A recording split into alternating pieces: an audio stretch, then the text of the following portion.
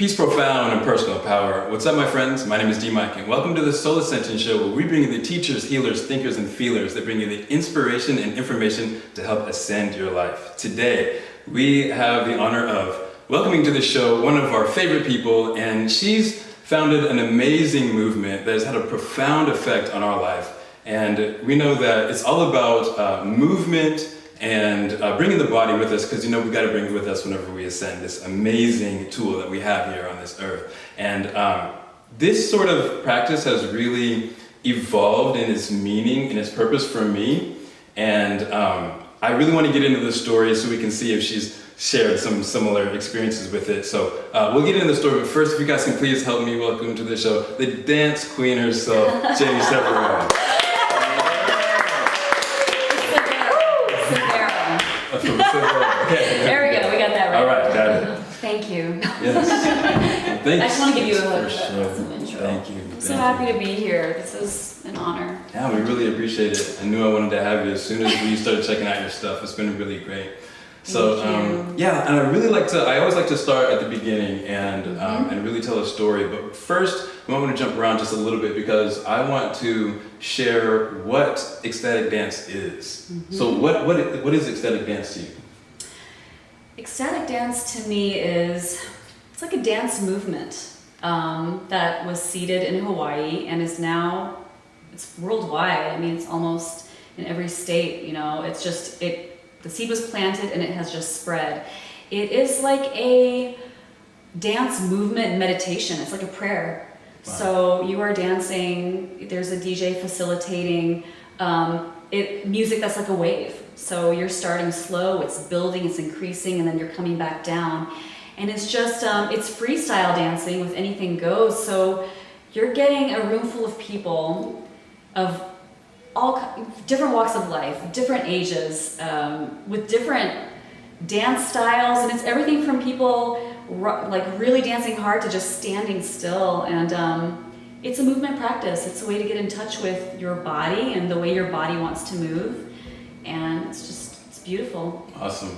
Yeah. That's really gorgeous. So what are the guidelines? So if I'm gonna go to ecstatic dance, what am I gonna expect? Is it gonna be like a club scene, or No, it's parameters? Yeah, definitely not like a club scene. Although we can dance hard like a club scene. Cool. But one of the main things that makes ecstatic dance what it is there is a no talking on the dance floor guideline. And what that does, and people do talk off the dance floor, but that's worldwide. That's something that keeps it very like a sacred container.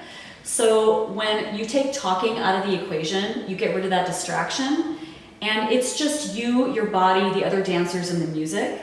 It allows you to go really deep at a different level, and it really does make it like a meditation, like a practice. Wow. And you just, something different comes out each time. It's like a personal journey for each person, but you're co-creating that with everybody else. So you do feel like there's sort of a spiritual or maybe a personal development sort of element to it. Oh, sort yes. Of like that. Yeah. Oh my God, yes. Okay. It's very much, yes, completely. I mean, the dance floor it's like a place for people to play and practice.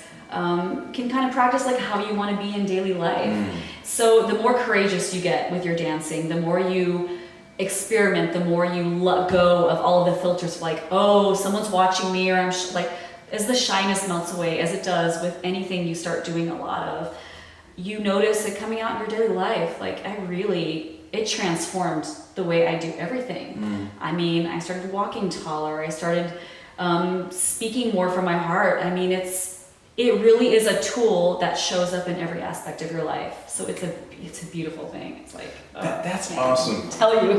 That's really great. And I think that's really fascinating, because to me, it really helped me to find myself. Because what I realized whenever I was doing before I started doing ecstatic dance, I realized how much I was looking at myself through the eyes of others. Yes. And whenever you go into the club or wherever you're going to go dancing, and you're sitting there and you know that, you feel the music and you know that this thing wants to come out of you, but you're like paralyzed by, am I doing it right? Is anybody looking at me? And what do I look like? And I think whenever the ecstatic dance, it really helped me to connect with myself, because it was just like, you know what? I'm going to express myself. Yes. You know, and all these amazing, wonderful people are here to hold space for me. Yeah. You know, and rather than judge me. Yes, You know? exactly. And also, this came to mind. It's sometimes when you're there, you are dancing to you can be show-offy. Sure. You can be a show-off. You can be sassy. You can be silly. You can be sexy. But it takes away from like you're doing something to be accepted, or you're just doing it because you feel it. Because you feel good. Like whatever's coming out, you know, you're feeling yourself. That's awesome. And that's a whole different energy. Definitely. You know?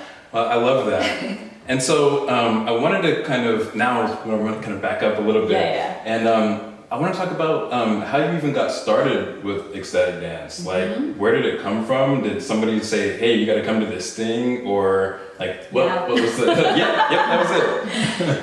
Okay, so I discovered it in California, in the Bay Area. So here's the beginnings of it. Actually, it was through hula hooping that I found ecstatic dance. I was invited to an underground warehouse party in Oakland, and I went with my boyfriend at the time, and there was a girl hula hooping with a really huge hoop, and I didn't realize there was a whole underground hoop scene of like, it wasn't like in the old days, like they're dancing with it, they're doing off the body stuff and all this, but this girl was just hooping normal, and something about it just like, I hadn't been dancing I'm a dancer, I've always loved it, but I forgot I loved dancing. And I remember I saw this girl and I was just like, oh my God, like I was so drawn to her, and I kept looking at it, and she took a break at one point and put the hoop down, and I came up to her and I said, hey, could I borrow that? Because I was like, I think I could do that. Something in me said I knew I could do it, and she said, yeah, sure, go ahead. Well, I put this big old thing on and I just went with it, and I was like dancing with this hoop. I didn't know there were tricks, but I danced with the hoop for 2 hours solid, and I was in ecstasy. I was like, I love this, because it was like getting me in touch with dancing again. And by the end of the night, people were like, you're that hoop girl. Yeah. Well, I became obsessed with hooping. I was like, I gotta figure out how to do this. You know, got my own hoop, finally discovered there was a whole scene there, got in with a troupe, practiced every day. There's troops, performers, and really amazing performers. And I would come home from my day job, my corporate day job, and come home and go into my little basement. And I bought a little toy plastic hoop thinking that that's what there was. Didn't realize there were other better ones out there. And I would practice for like an hour, 2 hours every day. Wow.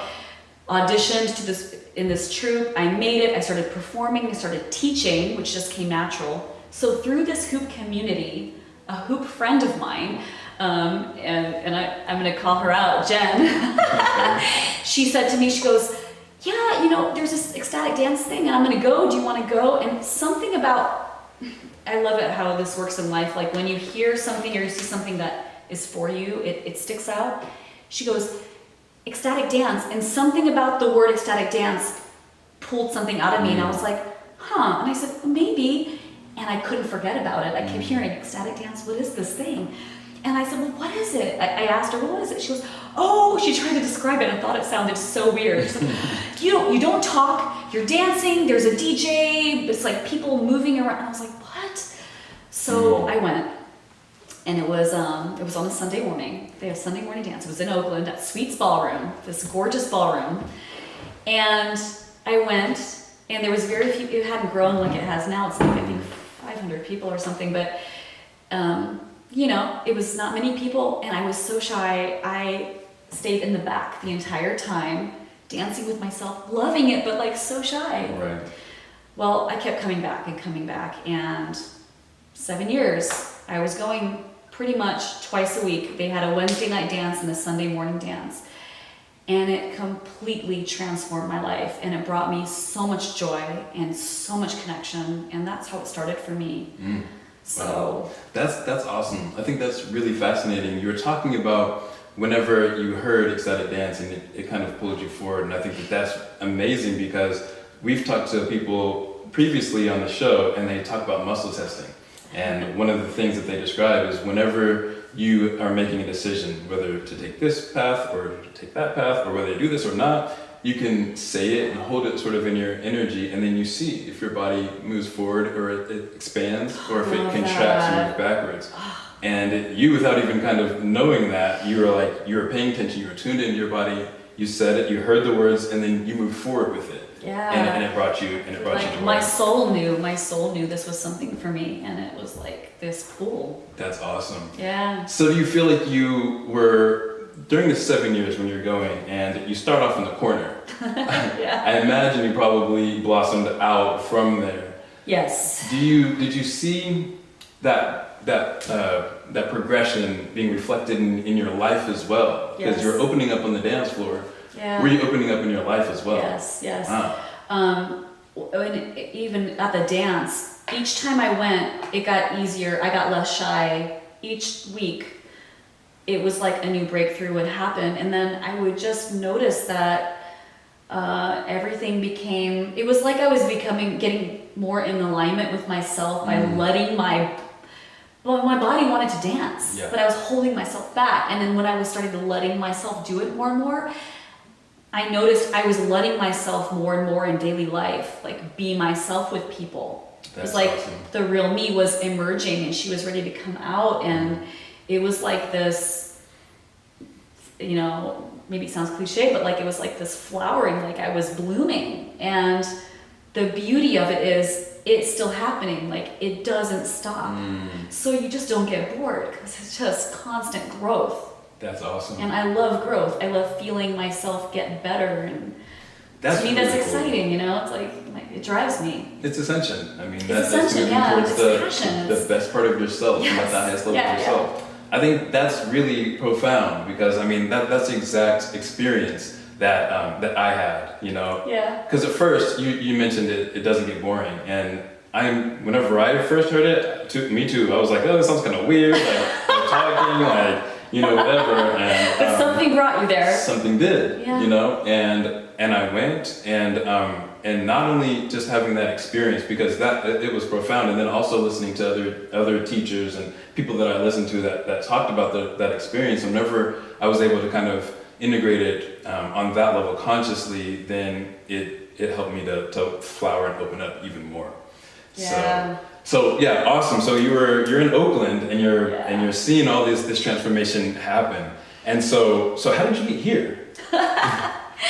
Well, I was raised an army brat. So my dad was in the military, and so my parents are Brazilian immigrants. They were born and raised in Brazil. They came to New Jersey, where I was born, very young, like newlyweds. And my dad got his citizenship and then joined the army. And so we moved every 3 to 4 years. It was like, Daddy got stationed here, and we'd have to pick up and start over, So I got really good at starting over. So the last station was Missouri. So I was actually in Missouri as like a young teenager. Like I just turned 19 when we first moved to Missouri, and we used to call it misery, because I was like, oh, I hate it here. We had to come from Germany. I was there for 5 years, and I was like, this place is so backwoods. I'm like, oh. What is happening? And I went to college for a while, in Springfield. Anyway, my family kind of stayed. My sister moved around a bit. She was in California before me. But they stayed. I kept moving. I had the moving bug. I was like ready to keep going, And at the time, like I got married like way too young. And my then like very young husband was military, and he moved to Virginia. I went to Virginia with him, and went to Virginia. That didn't last. I ended up joining a band. I was in a band and that got me dancing. It was really fun. A band called Pedestal, like back in the day. And I was I played the keyboard. And I just we're gonna find Pedestal. All right. I look at it now, I'm like, oh, super cheesy, but it was really. I really loved being on stage, and that was really fun for me.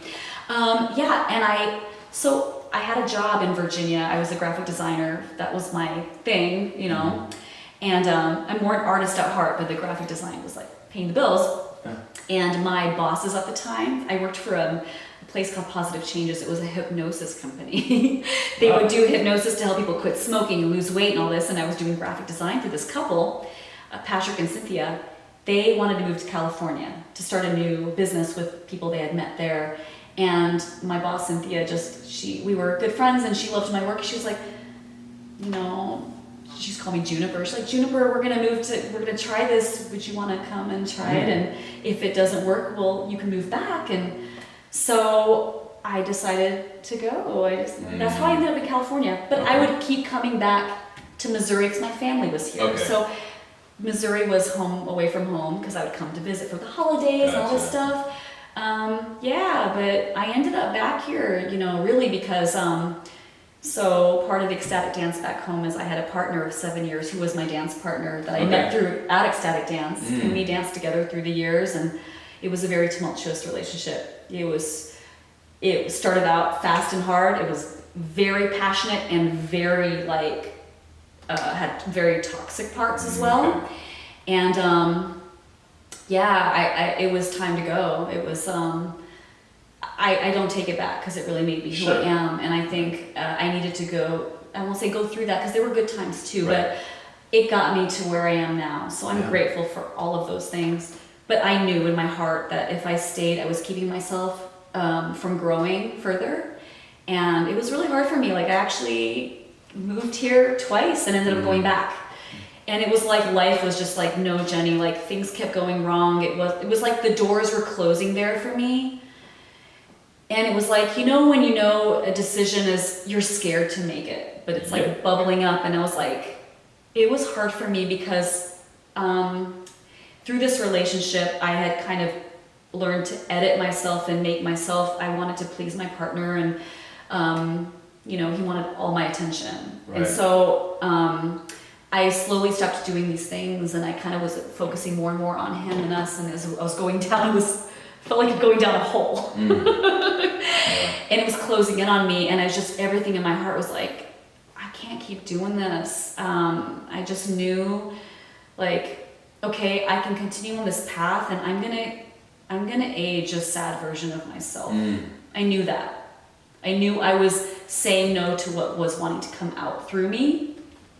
That's powerful. And it was really scary, but I finally was like, I gotta do this. And so I packed up and I left my job and my home and my relationship and everything. And I came and I stayed with my parents. And it was like, I felt like for that first year, it was really depressing for me. I felt like I failed.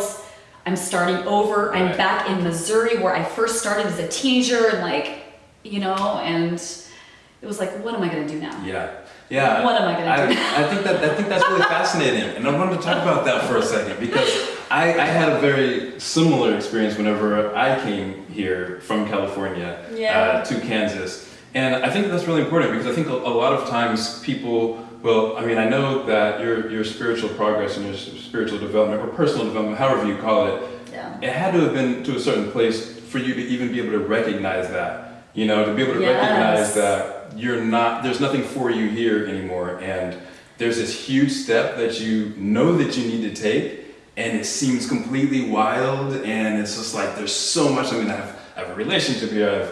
I'm established here, but you knew to listen to yourself in order to take that big step to get here. And I want to recognize you for that because thank you. I thank my I thank myself all the time. I would thank you for having the courage, girl, because there was a part of me that got me through that, and I'm so grateful to myself because it really was one of the hardest things that I've done.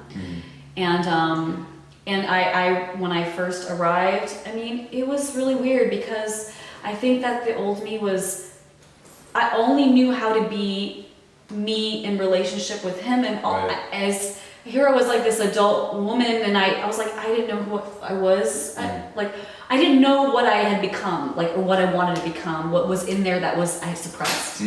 So it felt like a mourning of the relationship and a mourning of myself, a part of me dying. And I remember just laying in bed for just many hours, laying in bed, and just the tear, not even crying, the tears would just start rolling down my face onto the pillow, just tears were coming. And it was very difficult. But there was a deeper part of me that was at peace, and I knew I knew, I was like, I'm gonna be okay. This is part of what I'm going through to get to the, and I knew I was being held That's by awesome. something. And I wanted to talk about that too, because I think that's really huge, because whenever we're deciding to make those decisions, and you know what you said something that really touched me, because you said that you basically fast forwarded to the future, and you were like, what is my life going to look like if I don't do this? Because I think that is what, I mean, I went through that same thing. I was like, you know, I'm going to move to Kansas. I'm gonna, like, whatever, that's what, but I know that my body, my soul is calling me in a certain way. How am I going to feel if I don't do that in 10 years, if I'm still here and I haven't done my soul's work, my soul's calling? How am I going to feel? And so which one of those things is scarier? You know what I'm saying? Getting on a plane or whatever and coming here, or waking up 20 years later and your life being gone. So I think that is a really good inspiration of just really getting in touch with yourself and taking that bold step. I think that's huge. So you're moving to, so you're here now, and you've been, you know, in the dance scene, and it's a huge part of your evolution and your growth in your life. And then you get here. What's the dance scene like here? Did you search for anything? Oh, I did. I mean, you know, I'd come to visit for holidays and stuff, and I would go to Sweat Your Prayers in Lawrence, which it was the closest thing to what I was Sweat craving. Your Prayers. Sweat Your Prayers, okay. Yeah, which is like it's a similar to like an ecstatic dance, but it's like it was a little more. It's not like so. I guess they wouldn't really talk on the dance floor, but it didn't have. Let's just say this. It felt to me like it didn't have all of the elements that had evolved over the years with ecstatic dance that I had experienced. Okay. And also, I think I had been like spoiled because I discovered festival culture, and you know, like Burning Man has been a huge life-changing thing for me as well. And so I experienced the dance floors at Burning Man, which actually my first was in 2009, okay. and so it's been I had a 7-year. I went to 2 years and had a 7-year gap, and then went back the last 2 years. And like the magic was still there for me. I get something every time. But the dance scene was like, I was really craving, like when I moved back, I went to that one Sweat Your Prayers, and it was like, I talked to my mom and my sister about it. I'm like, I wish I had like, it's not like back home, you know. And they kept telling me, they were like, why don't you do your own ecstatic dance? Why don't you? And I was like, oh, I will. And I was like, maybe. And I kept just kind of thinking like, I don't know how to do that, you know, like maybe I could, but I kept wanting someone else to do it and just like show up. Yeah. So, somebody come save me. Yeah, someone come save me. Someone create this for me. And so what was the switch then? You've got people telling you, encouraging you to do this. Well, they kept telling me, but I had to like feel it. And I think just it happened in exactly the right time. And it got to a point where once I made the decision, the fear went up. Like, it was like, I remember, one day I just was all of a sudden like, no, I'm ready. I can do this. And just came. And I told my mom, I'm like, yeah, Mommy, I'm going to do it. I'm going to do it. She was like, great, baby. I'll support you. And I had my family support. Like, they were amazing. But I started really small with just what I had, you know. Cool. Yeah. Humble beginnings, very humble beginnings. This is what I want to talk about, because I always want to bring actionable information that people can take immediately and do something with. And I think this is where a lot of people get stuck, because they get that inspiration, you know. Yes. They get, even if having the support system, I think was great, you know. I mean, a lot of people don't even have that, and you've got that, so I think that is amazing. But so you've got the support, you've got the inspiration, you've got the drive and the know-how. Really, you do. Even though you don't think that you do. I mean, you've been experiencing this for 7 years. I mean, you know what the culture is, and you know how to do it. Yeah. And then you finally, but then you said, you know what? And I think a lot of people they're like, well, I don't have the resources. I've never done this before. Yeah. I don't know what's going to happen. And then they stop. I think they thought, well, I don't know how to start a business. I don't know how to do this, so I'm just going to stop. But you didn't do that though. And I think that is the key thing. You said, you know what, I'm going to. Yeah. And I think that's the key thing. You said, I'm going to start small. Yeah. You know, Marie Forleo, she says, start small and sucky if you have Yes, to. I love her. Yeah. You know what I mean? For sure. Yeah, yeah. And I think, but it's going to progress though. Yeah, you know? it takes time and it gets better each time. But you have to start somewhere. If you wait for it to be perfect, you will never start because it's never going to be perfect. Is it all? It's like with anything. It's constantly evolving. It's constantly moving. But it's like you plant the seed. And it's like a baby you nurture, and it starts to crawl and it starts to walk, and it's like it goes through the phases. But you know, tell the baby like, come on, you're not walking yet. Yeah. Come on, Come on. what's the matter with you? So what's the first thing? What was the first call you made? What was the first thing that you did? Like, what did you do to actually start? Well, the first thing I did was contact my mother. I call it the mothership back home in Sweets at Oakland, and I contacted Tyler, who, he started dance there along with Donna, and I was like, I didn't know how it worked, and I was like, what do I do? How do I start it? Do I need to, I thought it was like a franchise thing, and he said, he was like, no, Jenny, he said, it's not like that. This is like something that is to be shared. He said, you know the elements, you know the guidelines, but make it your own, create it, just create it. We'll support you. He sent me a few documents of like things to keep in mind of like how to start it, and I just took the knowledge I had, and I knew it was like, okay, I need a place. I knew I wanted like to have like the music portion. I wanted to have body work. I have massage offered. Like I was spoiled with body work back in the Bay. I wanted to have like a close, like a sound healing. And so, I picked a day and a time, and I was like, this is what's going to happen. And I am so thankful for social media because that's how I started. I just pretty much made an invite. I created it, and I said, this time and place. I wrote the description, and there I was the first time. I'm there with my mom. We made a little front desk. It was at a little place at the crossroads. Okay. And at the fish tank, my sister's friend Heidi had that place, and she gave me a super good deal. And I started off with playing ecstatic dance tracks from my friends back home because I didn't know any DJs at the time. And in the beginnings, it was like people showed up, but it was like maybe 3 people, 4 people. Yeah. And it was truly a work of passion because it was like sometimes I was just like, this is hard, I paid out of pocket so much, and it was scraping things together to pay for the rent for the place because I didn't have enough people. But I knew something in me was like, no, it's gonna grow. Like this doesn't happen overnight. Yeah. Just keep consistent. I love that. And I had to do. It was really tricky for me too because dance is my medicine. So I had to create it the way as close to what I needed so I could get my medicine. Like I wasn't just offering it, I was there dancing too. So it was an interesting practice to not have, when you don't have all the people and the big high production and everything, it's just you and a few people. It really takes you deep into your dance practice because you got to really go within to get into it. And that was hard sometimes, for me to find my groove. For sure. And that's fascinating. There's a lot to unpack there. I think the first thing that I wanted to kind of gleam out was the fact that when you're talking about what you did, you were like, well, first of all, I listed out the things that I wanted.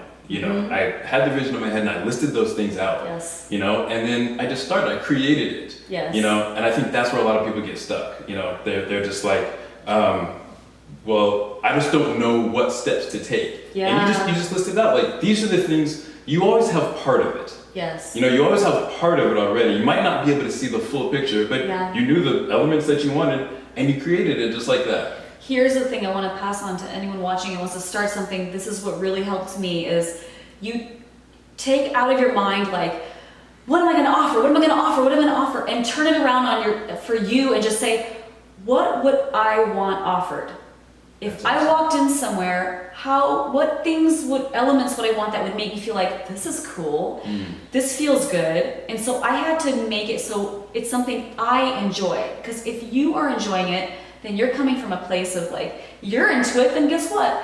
Other people are going to be. It's not for everybody, but you're going to pull in your people that are ready to receive what you're offering. And each time you do it, when you're done, you're like, that was cool. This works. This did. Maybe I'll add this. And then you upgrade and you keep going. But And it evolves. It evolves over time, but it's the practice of it, you know? And I love all that. of life is a practice. So yeah, it's like start somewhere. That's so cool. Just start. Just start. And if you're trying to figure out what elements to bring into it, it's a good compass is just to what do you want? What do you want? Because I like that because it gives you a guidelines of where to start, but also, like you said, it's not for everybody, but the people that resonate with it, you're gonna draw them in, and that's how you're gonna draw in your crowd and your tribe, and then that's gonna help to be able to grow it out. And the thing is that I didn't realize when I started this, I was creating it so I could get my healing that I was missing back home so badly. And through that, I brought into my life, and here we are, we've been going for 3 years. The Ecstatic Dance community is so beautiful, you know. They're so beautiful, so strong, so heart-centered. They're light beings, they're so magical. And I might get emotional here because it's just like, it's very touching for me. But I drew in people that supported me, that loved me, that saw my vision, and like my friends. Like I found friendship through this. Yes. And definitely. I didn't know that was gonna happen, and it's just like it was such a surprise. Yeah. Can you look? Water? Napkin? Kleenex there? Yeah, appreciate it. Yeah. Yes. Thank you so much for sharing that. And I think that's really awesome. Thank you. So, you know, whenever you started, you said you had 3 people. Yeah. Sometimes it was 3. Sometimes it was 1. One time, I remember there was one person that showed up. What's funny is some of those 3 or 2, like they still come to dance. That's awesome. So like Daniela is one of them. That's cool. I remember when she first walked in, and she was a different person back then. She has evolved through, like, I've watched her grow. Wow. Like, you know, and it's like I'm still growing through it. And it gave me the opportunity to, you know, to serve. And if I had stayed back home, I wouldn't have created, because I wouldn't have been pushed to do it, you know? So what can you say about like a certain mindset whenever you're in that, because I think this is another sticking point. So like whenever you do finally decide to create something and you're starting small and sucky, you know? So what kind of mindset are you in that you can, whenever you are sucky, you know, whenever it is small and one person shows up, you know, what's the mindset? How do you keep going? Like, what is it that drives you to continue to go whenever it's in that point, whenever you're creating? Because you're adding an energy to something that you know is going to be something. Right now it's not. Yeah. You know what I mean? So how do you keep going? Well, I'll be honest, there were times where I'd come home depressed, like, this isn't working like I thought, you know, and it would be hard, but something kept pushing me to keep doing it because I knew in my heart it was going to keep growing. I think I always had to come back to how this practice helps me to grow as a dancer. I don't just do ecstatic dance, I do all kinds of dancing, but all of my other dancing has improved through ecstatic dance. And so I would say, you know, if anything, I'm putting the offering out there, and I need to do it to receive from it. Like, it's my medicine. So turning it back around on yourself. Turning it back around on, like, this is feeding my spirit. And even if it, you know, and it was, even when it was just like 1 or 2 people, and I could see that. Sometimes I would think like, well, they're not having a good time, but they'd come to me later and be like, that was so fun, or I really love that, and I want to do it again. And they kept showing up.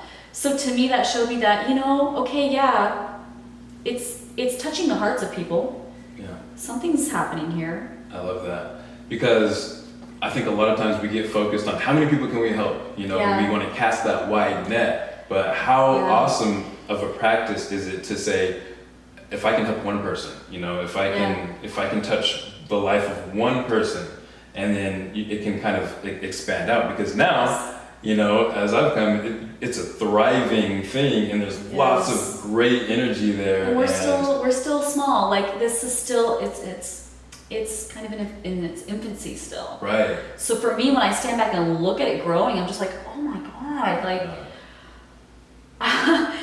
that's a real gift. Like, I've never created anything like this before. So when you put your heart out there and then you see it grow, the feeling is just incredible. Wow. It just feels so good. I mean, I think you asked me, we were at the festival recently, we were talking at the bonfire, guys. We had a bonfire talk. And you asked me what makes me cry, and you know, there's been so many times that I drive home from Ecstatic Dance and I'm crying tears of joy because I'm like, this is so beautiful, this was so touching, and oh, I believe this is so awesome. You know, and it's just like, it's that coming from a pure place. And I remember being in the Bay, being in an office, working on the computer, doing graphic design, just going, I want to do something more meaningful with my life. I don't know how, like I need to, you know, and coming to Kansas City, which I had this silly story that it wasn't cool, and it was like, too. I'm coming because I, you know, to start fresh and to heal, but I didn't realize that, like, what an amazing place Kansas City is, and how it's such a beautiful place to create, but that this place was. I will second that. I had no idea. It's like this little spiritual diamond in the rough right here in the middle. And the more you find, the more you find. It's like got all these layers to it. And I had no idea that I, you know, I thought it was like, you know, this sad thing that had happened to me that I had to go through for to have the space and for your punishment, you will go to like go to the Midwest, you know. And it's been actually my greatest gift. That's beautiful. I really love that. What challenges do you face right now? What do you want to do with dance? You want to expand it? What do you want to do? What's your goal?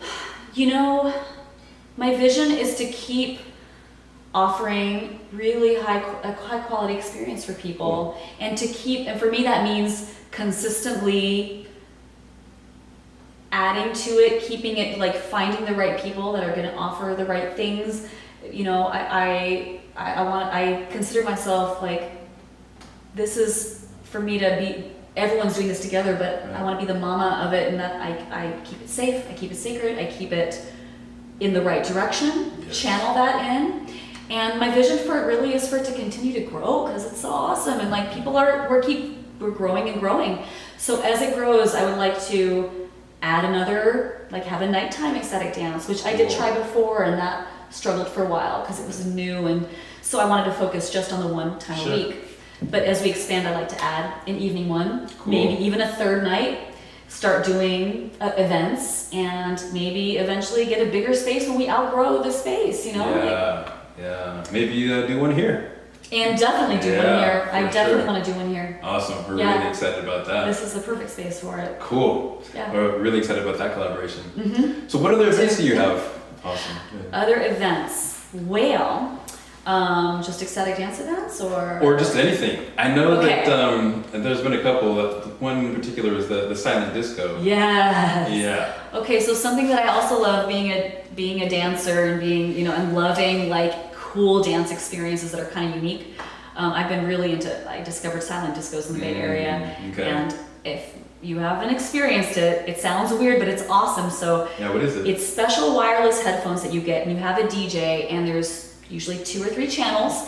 And so when you walk in, you think people are dancing to silence, but as soon as you put the headphones on, it's like super full body sound with amazing music, and the headphones glow, so it's like, if they're blue, someone's on the blue channel, you can see that they're on the blue channel, or their green channel, or their orange channel. So it's it's all different some music. So people are all dancing together to different rhythms, but what it does is it somehow takes away a lot of the shyness, because with the headphones on and everyone's kind of getting silly because it's different movements anyway, people go deep and get funny and silly and sassy, and it's like, it's freaking amazing. Wow. So I'm you don't know if I'm off beat?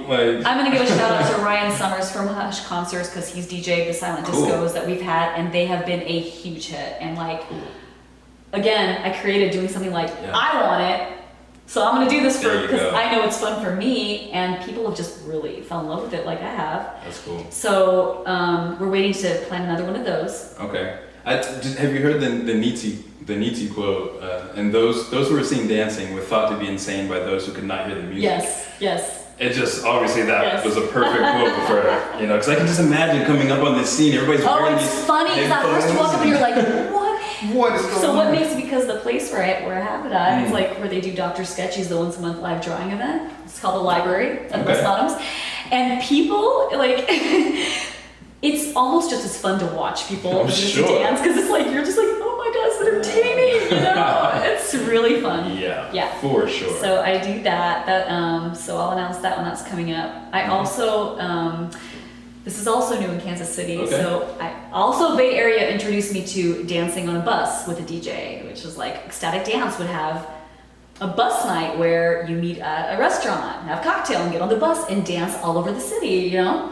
That sounds fascinating. Yeah, so for my birthday on December, I was like, I want to do something epic this year. And I was like, dance bus. So I called this bus company, you know, and I was like, told them I wanted to have a DJ on the bus. They've never done that in Kansas City. They were like, well, what? And I was trying to explain to them. They're like, well, you can plug in your phone into the, and I'm like, no, they're going to play like while we dance. And I was so sure of it that they let me do it, because I was like, no, it's cool. People do it all the time. That's fine. And they were like, okay. So I rented out a 40-person bus with us. It had a stripper pole and the lights and everything, and I had a whole disco theme, and I got two of my very favorite DJs to agree to DJ for me, and it was amazing. Is that hard? Are you falling all over the place? You're kind of sliding and falling, but you're holding onto the things. Okay. And I mean, it was amazing. Wow. And it was like a blast. People have been asking, when's the next one? So June 21st. June 21st. And my two favorite DJs are doing it again. And then it's going to transition into a roller disco / dance party. Oh my God. Yeah. All these things, they sound amazing. Like, look, for sure. I've done it a couple times now, and it was a hit. Okay. We were on to something. All right. It's good. So, all right, so that's what's coming up next. Is that the next thing that we've got coming up? Okay, so sorry, I'm getting ahead of myself here. Okay. That's June 21st, but before that, on June 1st and 2nd, we're having Ecstatic Dance. It's going to be like a retreat, like a weekend retreat. And yes, so we're going to be camping out on this beautiful little piece of land called Rhythmic Village, and it's going to be on a Saturday and a Sunday, and we're going to have sunset and sunrise ecstatic dances with DJs. We're going to have a cacao ceremony. We're going to have yoga and acro yoga, and a full menu that's going to be organic and like fresh, and like an entire meal included. So, so you're going to be fed. Okay. As well as all the goodies, and it's just kind of a place where it's just time for us to connect on a deeper level outside of dance. Cool. And hang out. Awesome. There's going to be a bonfire. We're going to have a big bonfire, drumming. Awesome. And whatever else we want to add into the mix, like it keeps expanding. So there's a hot tub. Okay. That sounds fascinating. I want to take part in all of that for sure. So Jenny, what's your superpower? My superpower is, well, I love people. Okay. I love people, and I feel like I can really see people and connect with them. So I think one of my superpowers is bringing out the best in people, and I love it when people say they like being around me and that they feel good around me. I think that I like to lift people up to a higher place, and that really is.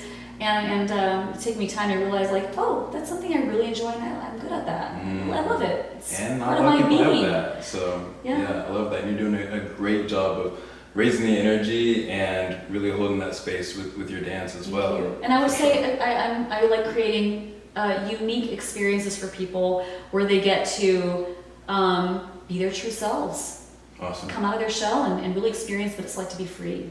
I think that is because one of my main themes is freedom. Yeah. And I think that's a huge thing, is that a lot of people are trapped in their bodies. Yes. You know, and I was for a while. Yeah, it's fear. The it's freeing fear. feeling whenever you just are able to just knock down those walls and fully just really be yourself. Yes. And you're not judging yourself through other people's eyes, which is a myth anyways, because they're not even judging you that way that you think that they're, you know, the whole I am who I think you think I am thing, you know what I mean? So I think this is really great, and I really love what you're doing. So before I ask my final, what you're doing. Thank you so much. Thank you. It's a great collaboration, and I'm really excited about that. We're gonna do more for sure. Thank you for making this happen. My pleasure. Before I ask my final question, where can people find you online and hear about all these amazing events? Yeah, you know, people are, like do a bunch of social media. I really just mainly am on Facebook. You can find me Jenny Severo, JennySevero, or Ecstatic Dance Kansas City. and that's my page. And so through there, I have an Instagram. I never use it though, but it's Lady Severe Generator. Lady Severe Generator. Yeah. Awesome. I'm gonna follow you for sure. All right. Well, thanks so much. And so my final question is, what is your idea of a fully ascended life? For me, a fully ascended life is to fully enjoy it. Enjoy your body, enjoy the connections, and feel, and really be in it. Feel like you are having fun. I mean, it really is that simple. Like, have fun. That's awesome. And I think the way you have fun is by being yourself. Beautiful. And that's a path, it's a journey. I think that we're all, you know, the know thyself is, that's something that it's a mantra for me, know thyself, and I'm still discovering who that is. Cool. But That's the more, amazing. you know, the more I do it, the more I'm enjoying it. Yeah, for sure. There's so much within us, and just being able to explore our connection with the infinite by just going inside and taking a look at that. I think that's awesome. And I just want to say that you know, I do believe we're infinite, and there is no end. But I do feel that this body, this time, you know, we're not on Earth in this incarnation for long. Right. It goes by quickly. So, you know, it's time just to like break through the barriers and really just have a good time. A lot of the stuff that we think is like, that we stress over, isn't worth it. Yeah. It's at the end of the day, it's like, and I just want to say self-love. Self-love is so important. If you're nurturing your body, your spirit, and your soul, that's how you can feel the best and you can serve. But you can't serve if you're not taking care of yourself. So you gotta like tune in. That's beautiful. I love that. Yeah. Thank you so much. And I just want to say that I think the main theme that you hear anybody talking about whenever they go to Ecstatic Dance or any of your events is, when's the next one? I mean, you know, the way that you're able to create tribe and create community, and like you said, just create that container and hold that space where people can really go inside and find themselves. Yeah. You know what I mean? And be able to express that to the world and share their gift, what their unique gifts, what we came here with, you know, their unique piece of the puzzle. And I think that's amazing. So I really hope everybody goes and checks out Ecstatic Dance and just all the stuff that Jenny's doing. She's, you know, one of the pioneers of the whole dance scene here in Kansas City. It's had a profound effect on our life. So definitely check that out. Go on the Facebook group and check out Jenny. And you guys want to like, subscribe, and share this with somebody who could use some ascension in their life, and stay infinite. And we love you guys. Thanks so much. We really appreciate it. Thanks, guys. That was great. That was amazing.